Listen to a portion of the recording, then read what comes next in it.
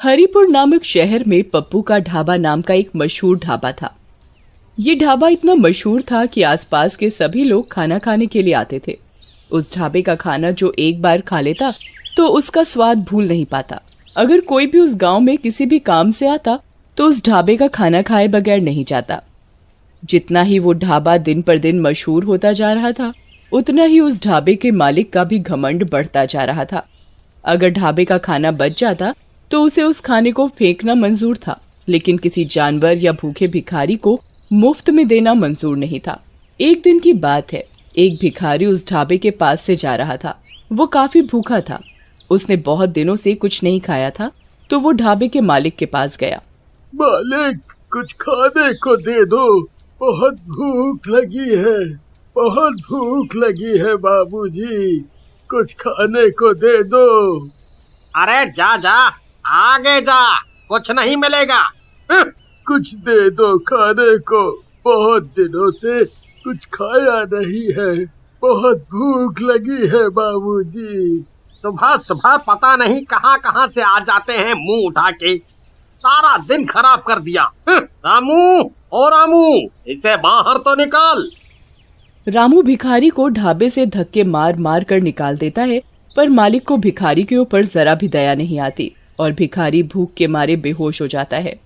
मालिक, ये तो बेहोश हो गया है, तो मैं क्या करूं? इसे तू दुकान के सामने से हटा, ग्राहक के आने का टाइम हो रहा है। जी मालिक।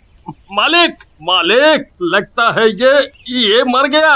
अरे ये क्या बोल रहा है? मालिक, मैं सही बोल रहा हूँ। तुम एक काम करो, इसे जो ढाबे के पीछे कुआं है उसमें फेंक दो और किसी को कुछ पता भी नहीं चलेगा। जी मालिक। रामू, किसी को कुछ पता तो नहीं चला? किसी ने देखा तो नहीं? नहीं मालिक। आज का तो दिन ही खराब गया। और कोई ज्यादा ग्राहक भी नहीं आए। कल सभी टाइम पर आ जाना, नहीं तो तुम्हारे पैसे काट लूंगा। जी मालिक।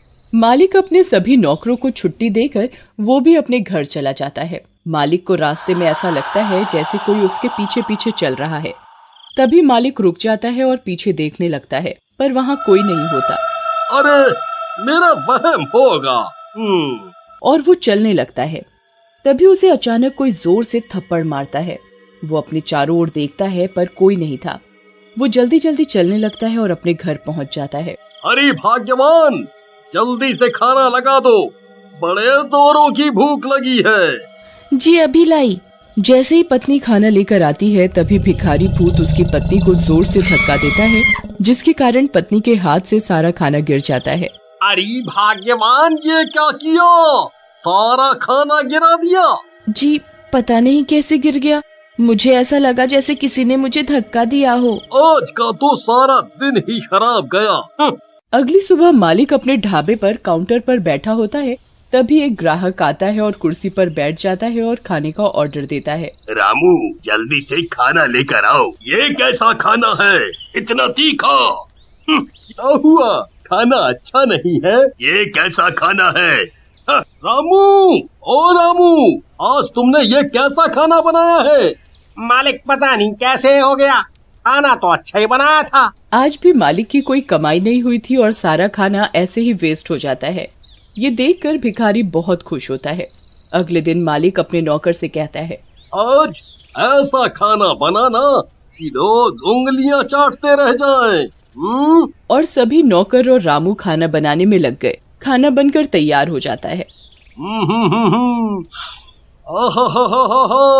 खाने की खुशबू तो अच्छी आ रही है। तभी ढाबे पर एक ग्राहक आता है। रामू, जल्दी से खाना लाओ भाई। वाह वाह वाह वाह, खाने की खुशबू तो अच्छी आ रही है। ग्राहक जैसे ही खाना खाने के लिए बैठता है, तभी उसकी थाली से अचानक रोटी गायब हो जाती है। अरे रोटी कहाँ गई? अभी तो थी। वो डर जाता है। वो रामू का आवाज लगाता है। रामू, रामू। जी साहब, क्या हो गया साहब? अरे रामू, मेरी रोटी गायब हो गई। अरे ऐसे कैसे हो सकता है साहब, आपका वहम होगा। ये सारा करा धरा भूतिया भिखारी का था। वही सब ग्राहकों को परेशान और डरा रहा था। ग्राहक डर के मारे भाग जाता है। ढाबे के मालिक को समझ नहीं आ रहा था कि आखिर चक्कर क्या है। ऐसा रोज का काम हो गया और दिन पर दिन ढाबे के मालिक की कमाई कम होने लगी। एक दिन की बात है, शहर से कुछ लोग गांव की तरफ जा रहे थे। उन्हें पप्पू का ढाबा दिखाई दिया। उन्होंने उस ढाबे का नाम काफी सुन रखा था, तो वो ढाबे पर खाना खाने के लिए रुक गए और वो खाने का ऑर्डर करते हैं। रामू खाना लेकर आता है तो वो खाना खाने बैठते हैं तो उनकी शाही पनीर की सब्जी चिकन की सब्जी में बदल जाती है, जिसे देख वो घबरा जाता है। वो जैसे ही पीने के लिए पानी का ग्लास उठाते हैं तो भूतिया भिखारी सारा पानी उनके सिर पर डाल देता है और वो जोर जोर से चिल्लाने लगता है, भूत भूत भूत, अरे इस ढाबे पर तो भूत है। और वो वहाँ से भाग जाता है। देखते ही देखते ढाबे पर रोज अजीबोगरीब घटनाएं होने लगी। लोग उस ढाबे को अब भूतिया ढाबे के नाम से जानने लगे। एक दिन रात को ढाबे का मालिक जब ढाबे के गल्ले से पैसे निकालने के लिए गल्ला खोलता है तो वो देखता है कि इसमें तो एक भी पैसा नहीं है और पैसे की जगह मालिक को उस भिखारी का सर दिखाई देता है। भूत भूत, अरे ये तो वही भिखारी का सर है जिसे मैंने कुएं में फेंकवा दिया था। फिर ये इधर आया तो आया कैसे? मालिक की आवाज सुनकर ढाबे के सारे लोग मालिक के पास एकत्रित हो जाते हैं। क्या हुआ भाई साहब, आप इतना घबराए हुए क्यों हैं? ये देखो, हमारे गल्ले में भूत है। यहाँ उस भिखारी की खोपड़ी रखी है और उधर से पैसे गायब हैं। ये सुन सारे लोग बहुत घबरा जाते हैं। अरे भाई साहब, ऐसा कैसे हो सकता है? जाओ, तुम एक बार गल्ला खोल के देख लो, तुम्हें वहाँ एक खोपड़ी मिलेगी। वो एक भूत है, भूत। वो आदमी मालिक की बात सुनकर ढाबे का गल्ला खोलता है, पर वहाँ ना तो कोई खोपड़ी होती है और साथ ही उधर उसके पैसे रखे होते हैं। अरे क्या भाई साहब, लगता है आपकी तबीयत ठीक नहीं है। आपने नींद में कोई सपना देख लिया है। आपको आराम करने की आवश्यकता है। अरे नहीं भैया, मैंने यहाँ सच में एक खोपड़ी देखी थी। मैं बिल्कुल सच बोल रहा हूँ। मालिक अपनी बात सबको मनवाने की कोशिश करता है, पर कोई उसकी बात नहीं सुनता और ना ही विश्वास करता है। तभी रामू मालिक के पास आता है। मालिक, मुझे ऐसा लगता है कि ये सब वो भूखा भिखारी कर रहा है जिसे आपने कुएं में फेंकवाया था। वही उसके भूखे होने की वजह से उसकी मौत हो गई थी और इसी वजह से उसकी आत्मा हमारे ढाबे में भटक रही है और आपको दिन रात परेशान कर रही है। हाँ रामू, मुझे भी यही लग रहा है। तुम सही बोल रहे हो, पर अब इस बात का क्या इलाज है? तुम मुझे ये बताओ। अगर ऐसा ही चलता रहा तो मैं एक दिन पागल हो जाऊंगा और मेरा ढाबा भी बंद हो जाएगा। आप चिंता ना करिए मालिक, मैं एक बाबा को जानता हूँ। मैं आपको उनके पास लेकर चलूंगा। उनके पास हमारी परेशानी का कोई ना कोई हल जरूर होगा। ऐसा मेरा उनके ऊपर विश्वास है। मैंने उनका काफी नाम भी सुना है। वो सबकी परेशानी दूर कर देते हैं अपनी पूजा पाठ से। रामू और उसका मालिक अगले ही दिन बाबा के पास जाते हैं। वो बाबा को उधर जाकर सारी बात सच सच बताते हैं। ये तुमने क्या किया?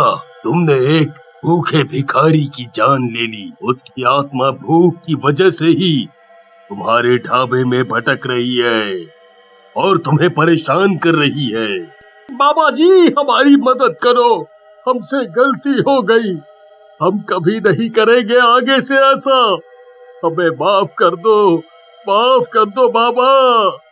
बाबा अपनी शक्ति से उस भिखारी की आत्मा को बुलाता है। मुझे किसी ने परेशान किया तो मैं सबको मार डालूंगा। मुझे माफ कर दो, मुझे माफ कर दो, मुझसे गलती हो गई। मैं आगे से कभी किसी भी भिखारी को भूखा नहीं जाने दूंगा, नहीं जाने दूंगा। मुझे माफ कर दो।